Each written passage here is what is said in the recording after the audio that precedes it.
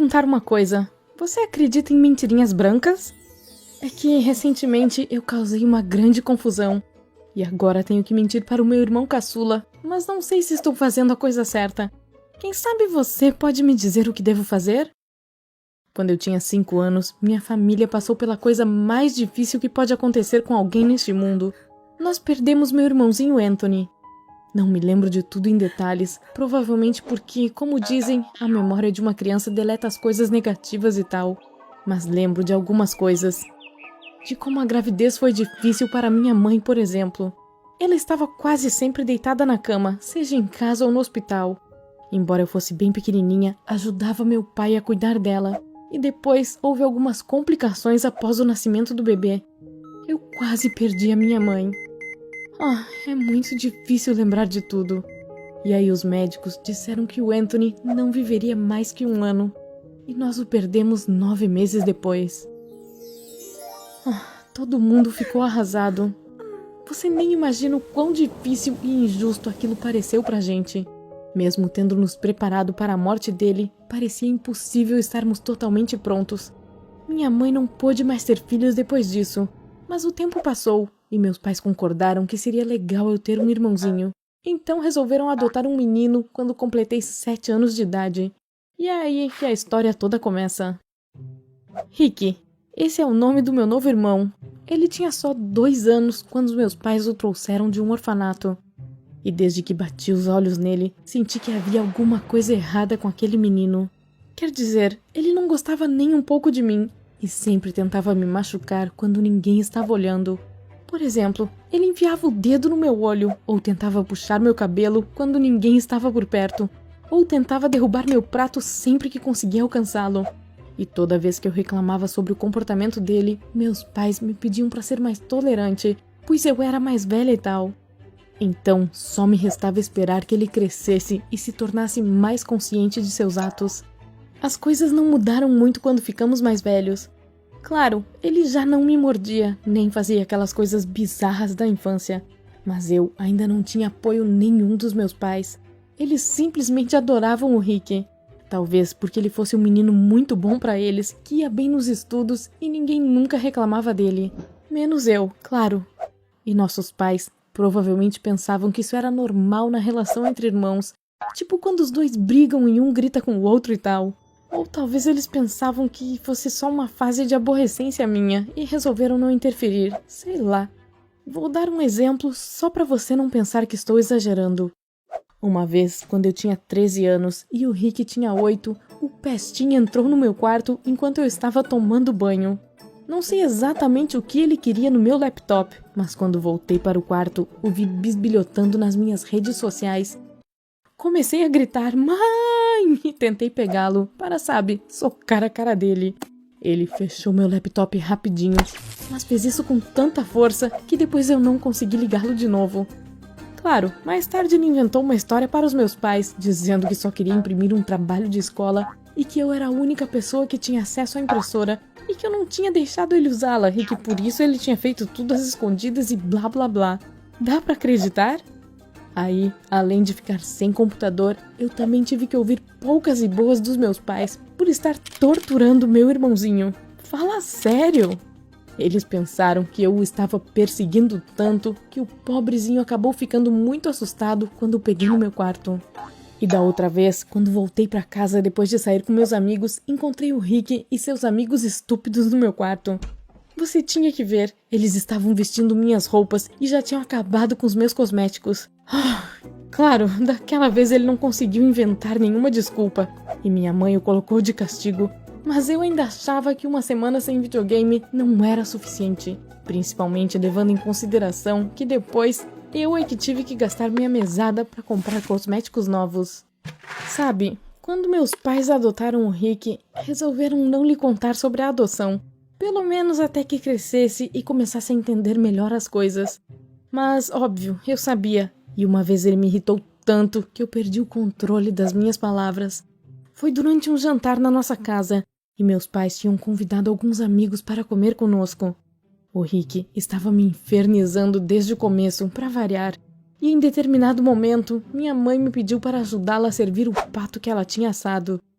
Eu estava entrando na sala de jantar, carregando aquele prato pesado e enorme de comida, quando o Rick resolveu que seria divertido colocar o pé na minha frente.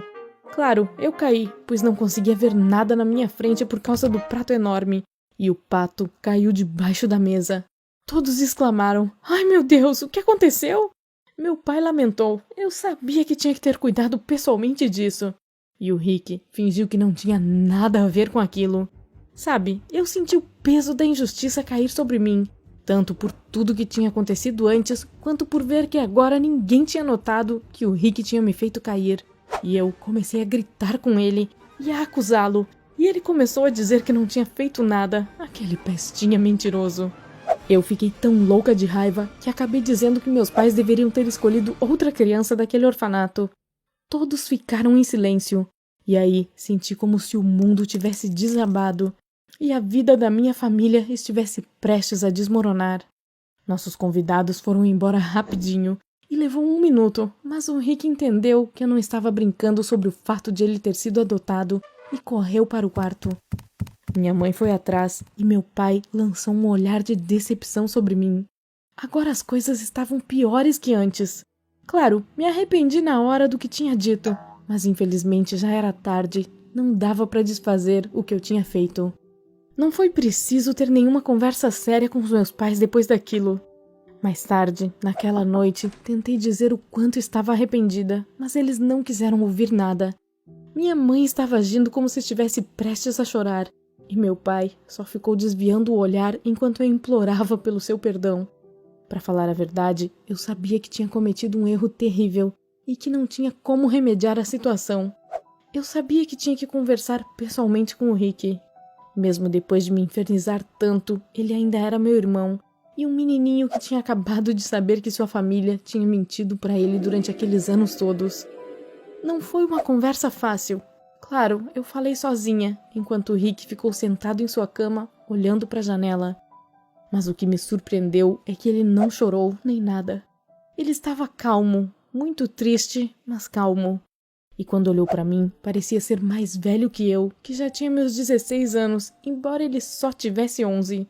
Eu disse que sentia muito por ter dito aquilo, e que ainda me considerava sua irmã mais velha, e sabe, aquilo me fez chorar.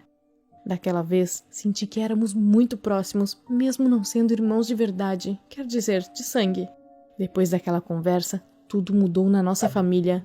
Nossos pais conversaram com o Rick com muito cuidado, provavelmente porque não sabiam como ele reagiria, sei lá. E aí, alguns dias depois daquele jantar desastroso, o Rick bateu na porta do meu quarto, coisa que nunca tinha feito antes, sabe? Aquilo significava alguma coisa. Ele me implorou para ajudá-lo a encontrar seus pais biológicos, mas exigia que eu não contasse nada para os nossos pais. Para mim, era óbvio que eu não deveria fazer aquilo, mas eu também não podia dizer não para ele, principalmente quando olhei para os olhos dele. Então, prometi que faria o que estivesse ao meu alcance para ajudá-lo, e vi uma ponta de esperança no olhar dele, e até certa admiração. Eu passei 2 noites em claro tentando pensar no que fazer. Obviamente, eu não tinha acesso a nenhum banco de dados ou qualquer coisa do tipo para encontrar os pais biológicos dele. Para falar a verdade, acho que tais dados nem existiam. E aposto que meus pais não sabiam quem eles eram e nem teríamos a chance de conhecê-los algum dia. Então, não consegui pensar em nada melhor do que criar 2 perfis falsos, dizendo que eram dos pais verdadeiros dele. Inventei que os 2 eram biólogos e que tinham morrido tragicamente enquanto faziam uma pesquisa muito importante nas florestas australianas. E como, segundo a lenda que eu inventei, o Rick não tinha outros parentes vivos, ele foi dado para adoção em um orfanato, e tivemos a sorte de encontrá-lo. Eu também disse que no momento exato que meus pais o viram, o amaram de todo o coração, e eu também. Essa parte era a mais próxima da verdade. Ah, você tinha que ter visto o orgulho que ele sentiu naquele momento, por ter acreditado que era filho de 2 pessoas incríveis. Não que ele não tivesse orgulho dos nossos pais, que eram professores em uma universidade da cidade, mas desde aquela conversa eu olhava para o Rick e o via me olhar de um jeito diferente. Ele se sentia importante neste planeta, acho. Nenhum de nós mencionou aquela conversa desde então, e nunca contamos nada para os nossos pais. Pouco tempo depois, voltamos para a nossa vida normal, Mas o Rick parou de implicar comigo e começou a se interessar muito pela flora e fauna do continente australiano.